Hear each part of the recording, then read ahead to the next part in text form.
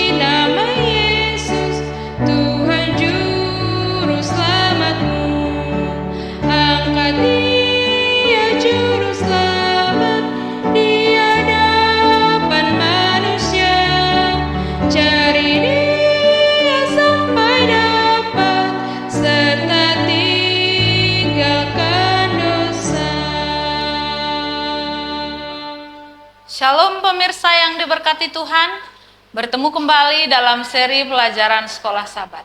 Sebelum kita memulai pelajaran Sekolah Sabat, mari kita sama-sama berdoa. Bapa kami dalam surga, puji syukur Tuhan atas berkat-Mu pada saat ini. Kami sebentar akan mendengarkan firman Tuhan. Biarlah firman-Mu melalui pelajaran Sekolah Sabat dapat memberikan pengertian yang lebih dalam kepada kami untuk mengenal Engkau. Berkati kami ya Tuhan, kami serahkan seluruh kehidupan kami ke dalam tangan-Mu. Sempurnakan doa kami, dalam nama anak-Mu Yesus kami berdoa. Amin. Pelajaran Sekolah Sabat, Senin 24 April 2023, yang berjudul Belas Kasihan dan Penghakiman Tuhan. Salib dan penghakiman, keduanya mengungkapkan bahwa Tuhan itu adil dan penyayang. Hukum yang dilanggar menuntut kematian orang berdosa.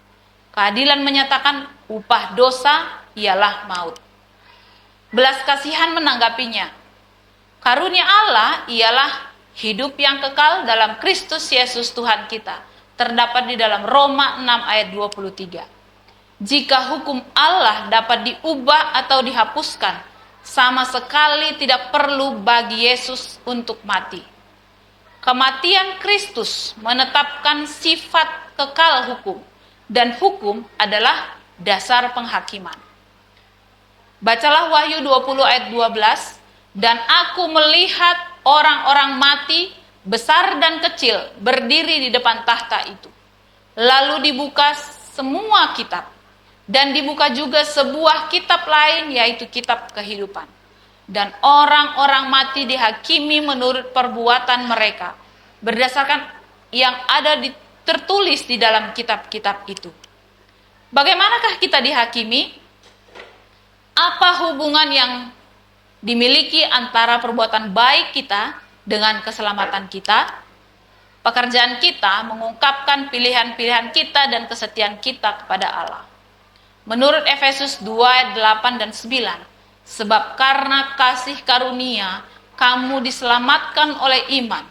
Itu bukan hasil pekerjaanmu. Jangan ada orang yang memegahkan diri. Tetapi ketika Yesus menyelamatkan kita, Dia mengubah kita. Karena kita ini buatan Allah, diciptakan dalam Kristus Yesus untuk melakukan pekerjaan baik. Terdapat di dalam Efesus 2 ayat 10. Perbuatan baik kita yang diberdayakan oleh Roh Kudus tidak menyelamatkan kita. Tetapi itu membuktikan bahwa iman kita adalah sejati. Penghakiman terakhir Allah menghapus semua kepura-puraan, semua kemunafikan, semua kepalsuan, dan menembus ke dalam diri kita yang paling dalam. Dalam menggambarkan posisi kita di hadapan Allah dalam penghakiman. Ellen G. White memberikan wawasan yang kuat tentang bagaimana Injil dan penghakiman berjalan beriringan. Dari kenyataan bahwa umat Allah yang diakui itu kelihatan berdiri di hadapan Tuhan mengenakan pakaian kotor. Patutlah membawa kerendahan hati dan menggerakkan orang mengadakan penyelidikan hati yang mendalam bagi semua yang mengaku namanya. Mereka yang menyucikan dirinya dengan menurut kebenaran akan sangat merasakan kehinaan dirinya sendiri. Semakin dekat mereka melihat tabiat Kristus yang tiada bercacat itu, semakin besarlah keinginan mereka menyesuaikan diri dengan petanya. Dan mereka semakin tidak menemukan kemurnian atau kesucian di dalam diri mereka sendiri.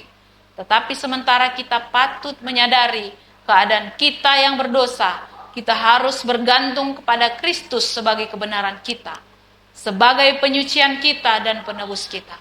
Kita tidak dapat menjawab tuduhan iblis kepada kita. Hanya Kristus yang dapat menyampaikan permohonan yang akan berhasil untuk kepentingan kita.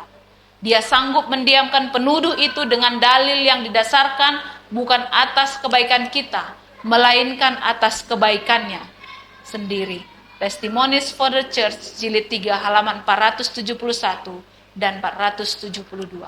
Bagaimanakah Anda melihat dalam kata-katanya ketidakterpisahan Injil dari penghakiman?